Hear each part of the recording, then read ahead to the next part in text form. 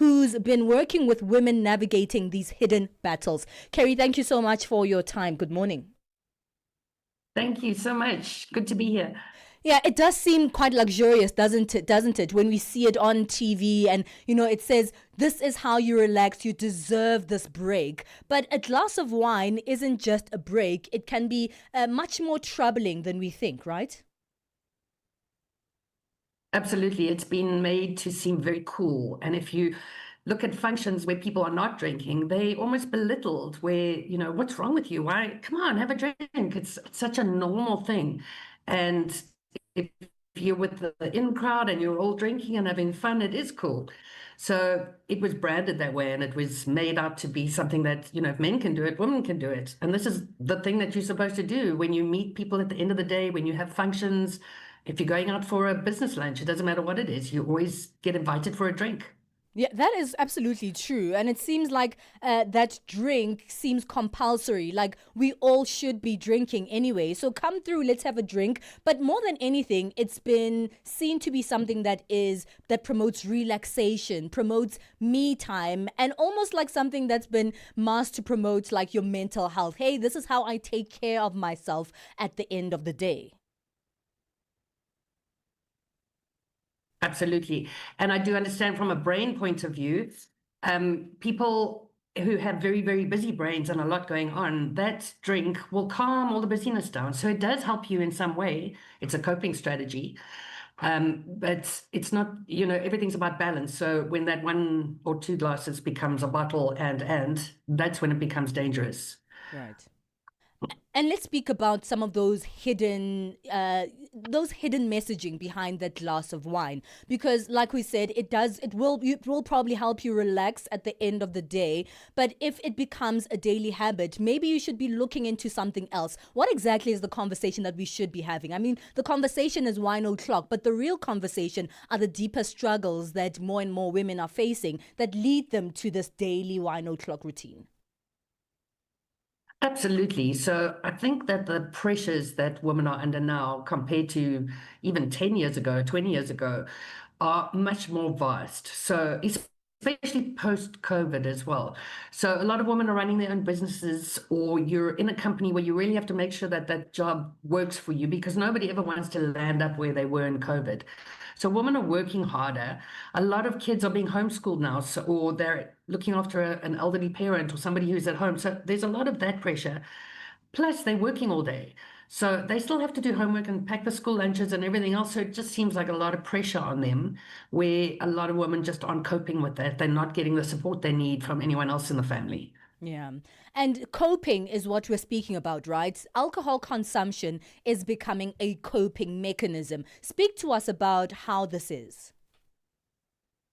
Absolutely. So I think from my point of view, what I've been seeing with my clients, they don't have a lot of people that they can talk to and vent with. A lot of people don't want to go and seek help because they don't want anybody to know what it is that they're really going through, or they literally don't want to admit that they are an alcoholic on some level.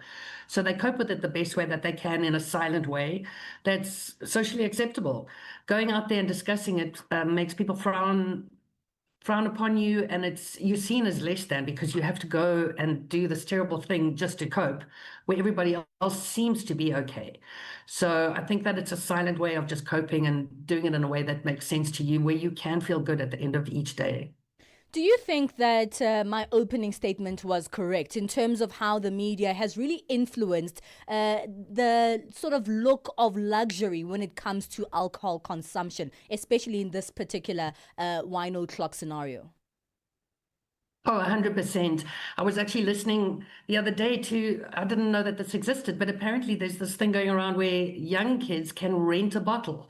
So if they can't What? afford alcohol, they pay to rent the bottle, to take photos with the bottle, and then they go home sober because they can't afford to actually drink that bottle. But it's so trendy that they just want to pose with it, just to show people that they're cool. I didn't even know that that existed. So it really is seen to be very, very trendy.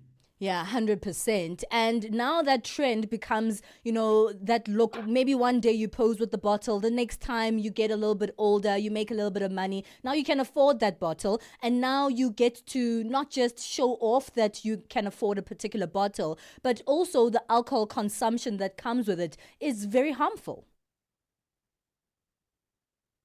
Absolutely. And the more people have all of these events where everybody's drinking together, or the more you can show off that you're drinking that Don Julio or whatever it is, the more you aspire to it. So you're drinking a much stronger alcohol that's very, very trendy in a bigger quantity than normal because maybe you're not used to that kind of quality of alcohol. But yeah, over time it becomes a new set point where you're drinking more and more and more.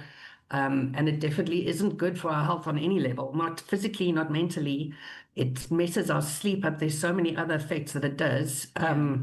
Yeah, and I think the quantity is the biggest problem at the moment. There's also a big difference between somebody's a regular drinker who has one or two glasses every day versus a binge drinker. Mm. The damage in your brain from binge drinking is actually worse than if you're a consistent drinker. Wow. Well, we need to take a break, Kerry. Stay on the line with us. I know we've spoken about this being a coping mechanism and there's some underlying issues, but we can't just leave it there. We have to actually explore alternatives because there's obviously a deep need. There's stress, there's anxiety, there's, not coping with daily stresses that are taking place in our lives. But we need alternatives outside of wine o'clock to actually deal with everything that people are going through that's leading them towards alcohol consumption. So stay on the line. We'll come back and continue this wine o'clock conversation after the break. Vue d'Afrique avec Joël Mouteba. Cette peur d'un point de non-retour nucléaire suffit-elle selon vous à légitimer une telle offensive, Monsieur Taladi? Absolument pas du tout. Cela fait plus de 30 ans que l'Israël crie haut et fort sur les toits où il veut se faire entendre que l'Iran serait à un an pour obtenir l'arme nucléaire. Parfois, l'Iran serait à 6 mois. Parfois, l'Iran serait à 2 semaines pour obtenir son arme nucléaire. Et curieusement, jusqu'à ce jour, il n'y a toujours aucune preuve que l'Iran a obtenu cette arme nucléaire en dépit des déclarations d'Israël et de certaines puissances parfois. Vue d'Afrique. Du lundi au vendredi de 15h à 16h, temps universel. Download the SABC app and take Channel Africa with you everywhere you go. Get set and be ready to go. On the move with Palesa and Benjamin Moshatama. 21 minutes past 9 o'clock Central African time. This is On the Move with myself, Benjamin Moshatama and Palesa. Today we're starting the show with this casual way of drinking. Sometimes we call it wine o'clock, and most of the time you don't see it as a harmful thing. It looks like it would never really hurt you in the long run. But how do you actually manage it? That's what we're talking about today. We're joined by Kerry Rudman from Brain Harmonics, who's been working with women navigating battles of alcoholism, especially when you just use these phrases like 1 o'clock, and then you start having those more often, and you start noticing that, this is becoming a big problem. Kerry, let's talk a little bit about that.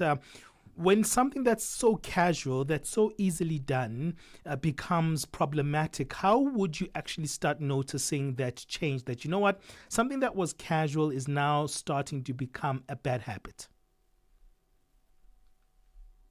So I think when you are having that 1 o'clock glass of wine at the end of each day, and then you find a day where you are waiting for it, and you are not going to be able to relax or be happy until you've had that glass or bottle, whatever it lands up being for you. There are obviously extreme cases where I know of women who are drinking alcohol spirits in the morning just to get through the hangover from the day before, Wow. which compounds where they carry on drinking and drinking throughout that day, which means the next day they're going to need to start their morning with another drink. So there, you've got a very serious problem where your moods are affected by it. You behave in a way that's irrational, or some people get very angry and say things that they shouldn't. Then they know about it from the people they've spoken to. And memory loss. A lot of people, especially women, will drink to a point where they can't remember what happened the night before. So when you start getting gaps in your memory, of what happened and you have to go and research to find out what happened, then you know that this is serious. There's obviously too much quantity going on. And the thing about it is that you keep insisting saying that it's casual. Most of the time, we who drink are very much using that as an excuse. I'm a casual drinker. I've heard it from myself. I've heard it from so many other people. And that's how we just try to excuse our drinking habits.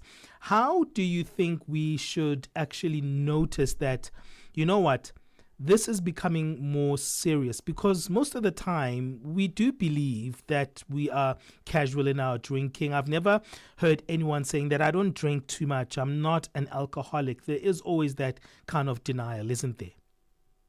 Absolutely. And when there are many, many full-fledged alcoholics who know somewhere inside themselves that they've got a very big problem, but they won't admit it to anybody else. So I've found that with my clients, a lot of people who are actually casual drinkers worry about it and think, is there a problem? Am I drinking too much? And then they'll stop for 3 weeks and realize, actually, I'm fine. I never thought about it once. But they need to almost prove that to themselves to see that they didn't have a problem to start with. It all depends on your I'm losing my word here. Your level of how much you can or can't drink. Sure. So some people can drink a bottle and they'll be okay, and some people will have 2 glasses and they're not. So you've got to analyze it within yourself and see, how am I behaving? Am I still a good mother, father, co-worker, whatever it is? Do I still relate to people correctly? Or is something suffering somewhere along the line? Yeah, let's go back to wine o'clocking. How do you make sure that it stays as a casual thing? How do you regulate that if you are a casual drinker? Again, it's got to be subjective, but I think when it's happening every day, or maybe, there are a lot of people who will drink on weekends and not during the week. And then there's the reverse where somebody will have 1 day off but drink 6 days a week. You've got to look at your behaviors. What are you doing? And can you change something in your day so that it doesn't become a wine o'clock day? Do anything that's different. Go for a walk. Have a bubble bath. Do something that's different, or avoid the function where you're going to be drinking again and again. There are industries where people are thrown into functions consistently and know that throughout the week it's too many times, and they're feeling bad and waking up bad so many times in a row that they have to start declining certain invitations. Yeah, I'm a journalist. Tell me about it.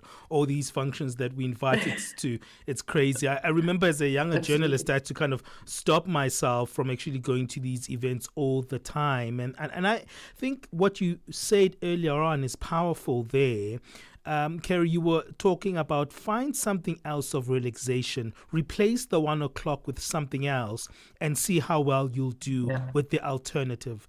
That's such a great advice that you're giving us there.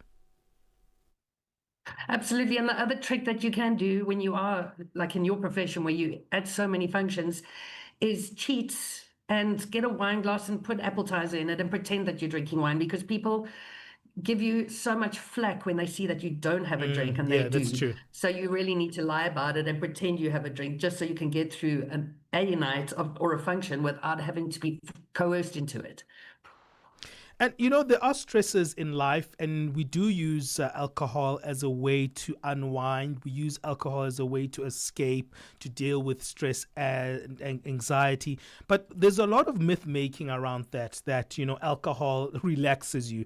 Over time, you learn that actually alcohol can add to the stress. Absolutely. And it deeply affects your sleep quality. So people who have drinks on a certain night will notice that that night they toss and turn a lot. They're not getting quality sleep. And if you could measure it on a sleep, a smartwatch or something like that, you'll see that your sleep quality is not actually as good as you think it is. So we need sleep. We need to rest, repair, and digest when we sleep. And if you're not getting quality, once in a while is okay. But when it becomes a pattern, it's going to affect how you function. Mm-hmm.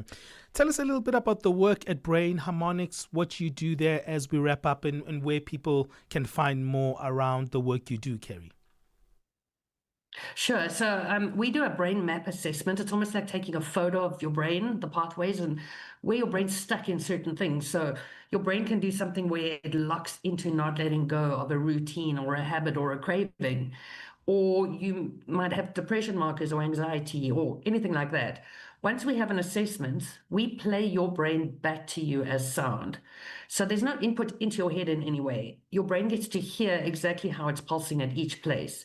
And by doing that, your brain can see where it's imbalanced and start to learn to self-regulate.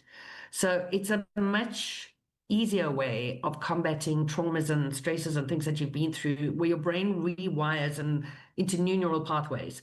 So the habit of what you used to be doing is not a habit anymore. You're changing the way that you react to things, stresses or cravings even. Our webpage is www.brainharmonics.co.za, and all of our branches are listed on the website. Well, thank you so much, Kerry. It sounds very, very intriguing. We've got a becoming feature. I don't know, maybe if we can come back for that, because I think this would be Absolutely. fantastic to speak about our ways of thinking and changing our repetitious habits. Maybe that would be another great conversation to have with you. But Kerry, thank you for joining us. Thank you, Benjamin. That's Kerry Rudman from Brain Harmonics, who works with women battling with some addictions, those who keep some routines that are really bad. We know that 1 o'clock can be one of those routines that can actually get out of control. Or you like, no, Ben, I'm in control of the situation. I know my 1 o'clock is well managed. Give us your thoughts on that one.